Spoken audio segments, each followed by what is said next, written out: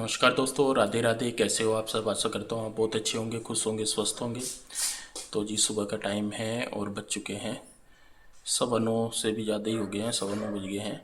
और अभी बच्चों को छोड़ के आया हूँ, फिर उसके बाद नहा धो लिए हैं, तैयार हो लिए हैं। कृष्णा नहीं, गलत बात है, आ जाओ इधर आओ।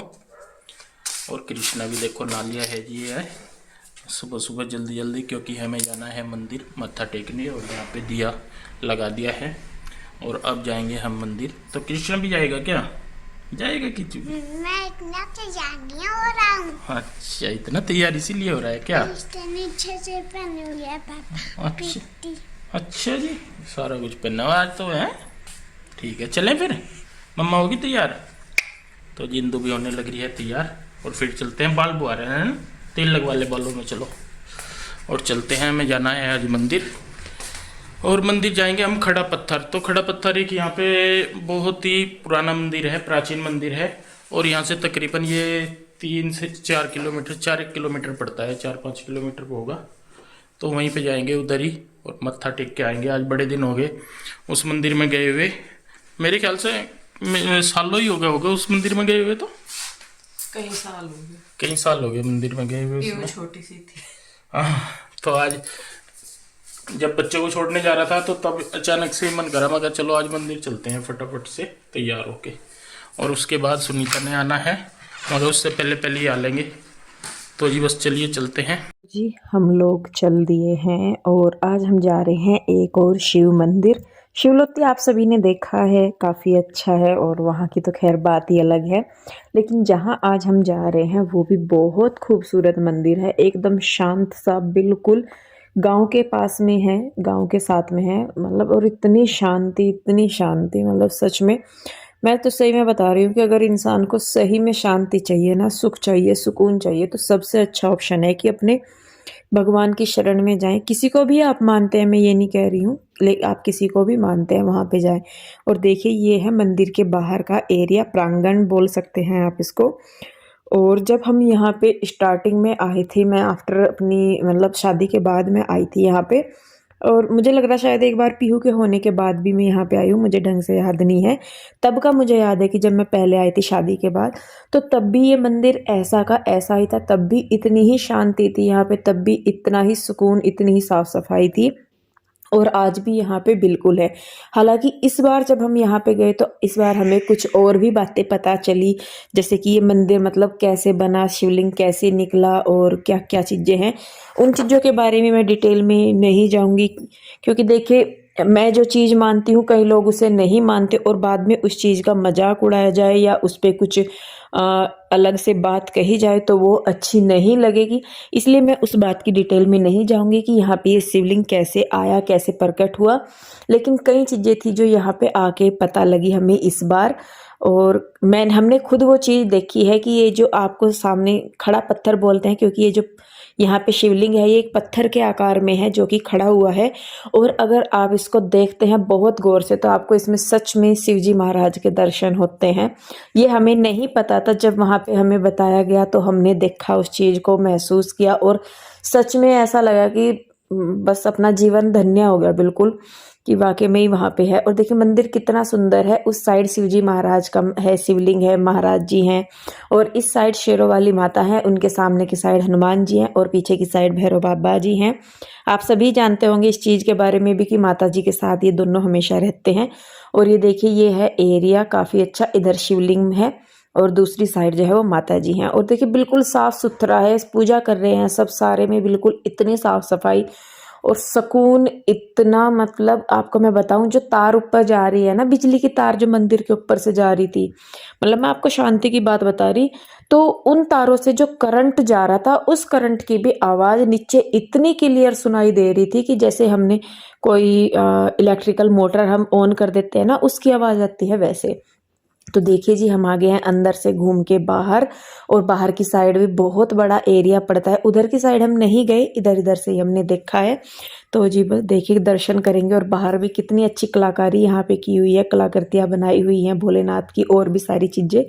तो मैं आपसे ज़रूर कहूँगी कि आपको अगर सच में सुकून चाहिए तो सबसे अच्छा है कि अपने लिए थोड़ा सा वक्त निकाल ले और जाके अपने भगवान की शरण में बैठे। किसी भी धर्म के हों, आप किसी को भी मानते हो तो ज़्यादा नहीं, थोड़ा सा टाइम निकाल लें तो सच में आपको जो सच्चा सुख है, सच्ची शांति है, वो वहीं पे जाके मिलेगी। तो देखिए कितना सुंदर मंदिर है ये भोलेनाथ का हमारे। तो जी हम लोग आए थे यहाँ पे भोलेनाथ जी के मंदिर में और आपने देखा कि कितनी शांति है, मतलब बिल्कुल शांति है यहाँ पे, एकदम से साइलेंट मोड पे सब कुछ। तार जो जा रहे हैं ना ऊपर, उनकी भी आवाज़ आ रही करंट की, उसमें चलने की भी। इतना शांत माहौल है यहाँ पे। और सुकून तो खैर भोलेनाथ की शरण में आके सुकून ना मिला तो फिर क्या मिला, वो तो सबसे ज़्यादा ज़रूरी। आज भी ऐसा ही है जैसे हम 7-8 साल, क्या 9 साल पहले आए थे यहाँ पे, 9-10 साल पहले। और बहुत अच्छा लगा। अगर आसपास रहते हो तो ज़रूर आइए दर्शनों के लिए, अच्छा लगेगा यहाँ पे आके। चलिए जी बस फिर अब चलते हैं, 1-2 ज़रूरी काम और हैं वो भी निपटाते हैं। तो जी हम लोग आ गए थे घर, और घर आने से पहले हम एक बहुत ज़रूरी काम निपटा का है, बहुत ज़रूरी। सभी को ही पता कि मंदिर नहीं है, तो आज हम जो हमें मंदिर है हमने अपने हिसाब से बनने के लिए दे दिया है, हाफ पेमेंट भी कराए हैं। क्योंकि वही होता है कि अगर देख के आगे समझ में नहीं आया, जो बने हुए मंदिर आ रहे वो इतने अच्छे नहीं लगते, एक उनमें क्वालिटी नहीं होती, गत्ते का काम हुआ रहता है तो वे बहुत जल्दी ख़राब हो जाते हैं। तो इसी वजह से फिर मैंने कहा नहीं, हम लेते नहीं। तो हमने दिया है बनने के लिए और जल्दी ही वो बन जाएगा, तो आप लोगों के साथ वीडियो ज़रूर शेयर करेंगे। क्या हमने उसे मतलब अपने हिसाब से ही बनाया, ज़्यादा फैंसी नहीं रखा। तो मैं आई हुई हूँ इधर आशु के पास, और आशु की तबीयत आज ठीक है ना? बाहर को आकर दिखा दे। आराम है। चलो भाई आराम हुआ चाहिए। देखा जी एक ही दिन रुकी, मेरे दोहरे मन ने ऐसा एनर्जी दे कर भेज दिया, 5-4 दिन और रह जाती तो यार कूदती फिरती फिर। 5-4 दिन का टाइम तो निकला, फिर यहाँ से इतना ही यहाँ बिगड़ जा। तो बच्चे आज स्कूल जा रहे हैं लेती, फिर बच्चों का हो जाएगा। रात भी सुके हो रहा है, सुके दिखा के नहीं आएगा सर।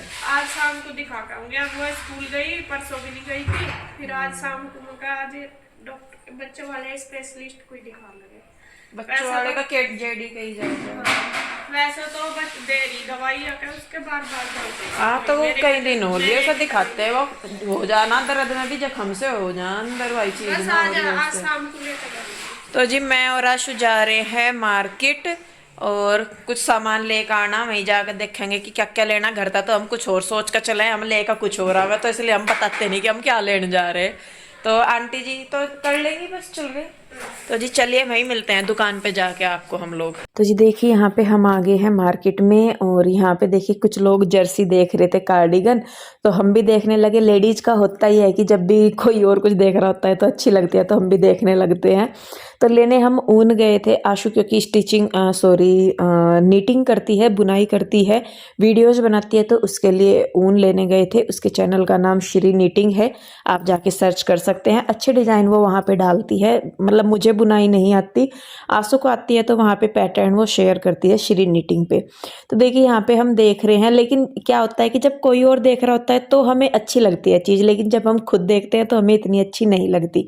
तो जब सब देख रहे थे हम भी देखने लगे। फिर उसके बाद आशु ने देखिए यहाँ पे ऊन लेनी शुरू कर दी है जो उसे चाहिए। और मैं मंदिर की बात कर रही थी, तो मंदिर हमने दे दिया है बनने के लिए, और अगले हफ्ते मंगल या बुधवार तक भगवान करेंगे तो मंदिर हमारा घर में आ जाएगा। और अगले हफ्ते का प्रोग्राम बहुत ही अच्छा होने वाला है। आगे जो अगले हफ्ते की वीडियो आने वाली है बहुत अच्छी होने वाली हैं, आप लोगों को भी काफ़ी पसंद आएंगी। तो जी देखिए यहाँ पे आशु को जो सामान लेना था उसने ले लिया, और फिर हम आ गए थे घर। वो उधर अपने वहाँ पे रुक गई थी, मैं आ गई थी इधर, और क्योंकि मुझे खाना बनाना था आके, तो यहाँ पे मुझे कुछ नहीं मिला बनाने के लिए, दाल सब्जी, तो दही रखी थी, तो मैं कहा चलिए मैं कढ़ी बनाती हूँ। और आज का जितना भी मेरा प्रोग्राम था, मैं सही में बताऊँ आपको, जितना भी मेरा आज का रूटीन था, मंदिर जाना हुआ, मंदिर की बुकिंग करनी हुई, उसका मतलब डिज़ाइन देना हुआ कि कैसे हमें बनाना है, हमने क्योंकि खुद मॉडिफाई कराया है मंदिर को, किस तरीके से हमें उसमें क्या चाहिए, तो वो सारी चीज़ें हैं अपनी सहूलियत के हिसाब से कि भाई हमें किस तरीके से चाहिए या क्या है। मंदिर जाना, फिर मार्केट गए, और भी कई मतलब काम सारे आज मेरे बिना प्लानिंग के हुए। और सच में बिना प्लानिंग के भी काम इतने बेटर तरीके से हो सकते हैं, ये मुझे पहली बार रियलाइज़ हुआ। क्योंकि हमेशा मैं कंफ्यूज हो जाती थी कि जब भी कुछ प्रोग्राम होता था तो मैं उसे बहुत मतलब उसकी प्लानिंग करती थी कि नहीं मैं पहले ऐसे करूँगी, फिर मैं उसके बाद वहाँ जाऊँगी, मैं ऐसे करूँगी। और अचानक से ही सोमवार का दिन सारा मेरा सरप्राइज़ से में ही निकल गया, क्योंकि जितने भी काम हुए वो अचानक ही हुए। और देखिए टाइम जब आता है किसी चीज़ का तो वो काम खुद ब खुद होने लगते हैं। उस टाइम हमारी सारी प्लानिंग धरी की धरी रह जाती है, जब कोई काम भगवान की ही तरफ से होने होते हैं। तो देखिए बस यहाँ पे बच्चे भी स्कूल से आ गए हैं, तब तक मैं कढ़ी छौंक ही रही थी, क्योंकि मार्केट में थोड़ा सा टाइम लग गया। फिर उधर मैं आशु के पास बैठ गई थोड़ी सी देर, तो फिर मैं आई हूँ इधर। यहाँ पे देखिए मैं कढ़ी बनाने लगी हूँ। कढ़ी में छौंक लगा दिया है मैंने, आके पहले चावल भिगोए थे, उसके बाद कढ़ी के छौंक की तैयारी की, कढ़ी का घोल वगैरह सारा कुछ किया। इधर मैंने चावलों का पानी भी रख दिया है पकने के लिए, उधर कढ़ी भी पक जाएगी।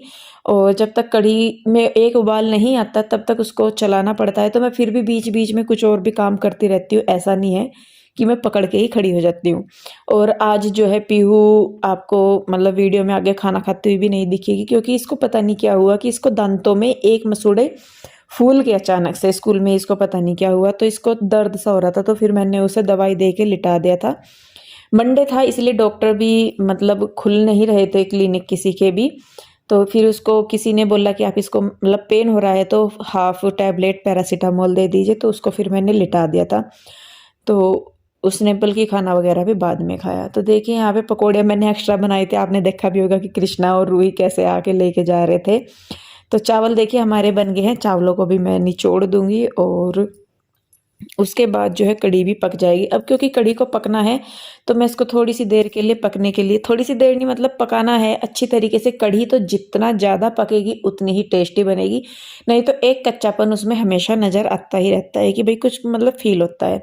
तो यहाँ पे पीहू के डैडी और मैं कुछ बात कर रहे हैं। मोस्टली आप लोगों को हमारे बोलने के तरीके से ऐसा लगता होगा शायद कि हम लड़ाई कर रहे हैं, लेकिन हम लोग लड़ाई नहीं करते। कई बार हो जाता है कि किसी बात पे मतलब नोक झोंक हो जाती है तो उससे फेस एक्सप्रेशन भी चेंज हो जाते हैं, लेकिन हमारी लड़ाई कभी भी ऐसी नहीं रही कि बहुत दिनों तक चली हो। मैक्सिमम 5 मिनट के लिए हम एक दूसरे से गुस्सा हो सकते हैं, और उस 5 मिनट के बाद हम झुके तो मतलब इस तरीके से हो जाता है हमारा बिहेवियर कि जैसे हम लड़े ही ना हो। और मुझे लगता है कि ये चीज़ ठीक है। अगर हम चीज़ों को मन में दबा के रखेंगे, गुस्से को मन में पाल के रखेंगे या उसे अंदर ही अंदर इकट्ठा करते रहेंगे तो वो चीज़ अंदर ही अंदर खुद को खाने लगती है। तो उससे अच्छा है कि आप लड़िए भिड़िए आपस में, लेकिन मतलब बातों को पकड़ के मत बैठिए, गुस्से को पकड़ के मत बैठिए। जितना आपने बोल लिया सामने वाले ने बोल लिया, तो मुझे नहीं लगता कि फिर उन सब चीज़ों के बीच में आपको कहीं गुस्सा होकर बैठने का ऑप्शन मिलता है, क्योंकि दोनों पार्टीज ने अपनी बात कह दी है, दोनों के अंदर की निकल गई है। तो उसके बाद गुस्सा होने का मेरे हिसाब से कोई मतलब नहीं रह जाता। तो जी हमारी दोनों की जो आपस में देखते भी हैं आपकी, हम दोनों की अंडरस्टैंडिंग इतनी ज़्यादा है मेरी और पीहू के डैडी की कि हम दोनों के बीच में कभी भी कोई भी मिसअंडरस्टैंडिंग हुई नहीं है आज तक। अगर हुई भी है तो हम दोनों ने, अगर मुझे कुछ ऐसा लग रहा कि नहीं ये चीज़ ऐसे है, या पीहू के डैडी को ऐसा लग रहा कि नहीं ये चीज़ ऐसे है, तो हम लोग दोनों ने हमेशा उन चीज़ों पे बात की है। बात करने का रीज़न ये है कि अगर गलतफहमी है भी तो वो बढ़ती नहीं, वो वहीं के वहीं ख़त्म हो जाती है। लेकिन अगर हम बात नहीं करते हैं आपस में तो गलतफहमियां बढ़ती चली जाती है।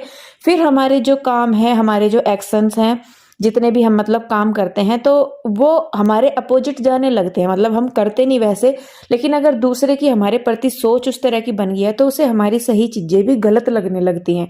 तो इसलिए हमेशा कोशिश करें कि अगर आपस में कुछ भी बात हुई है, कुछ डिफरेंसेस आ गए हैं, तो उन्हें टाइम के टाइम ही बात करके सॉल्व कर ले। उन्हें बढ़ने ना दे, पनपने का मौका ना दें, क्योंकि जितनी चीज़ें मन में बैठती रहेंगी वो जड़ करती जाएंगी, घर करती जाएंगी और अंदर ही अंदर इंसान को खाती जाती हैं।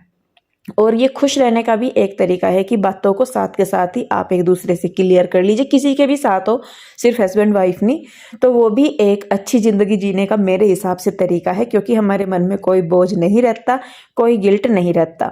तो जी चलिए बस फिर इस वीडियो को अब मैं यहीं पे ही रोकती हूँ। वीडियो कैसा लगा मुझे ज़रूर बताइएगा। अच्छा लगा है तो लाइक करें, शेयर करें, कमेंट करें। सब्सक्राइब नहीं किया है तो कर ले। फिर मिलते हैं जल्दी, तब तक के लिए बाय बाय, राधे राधे।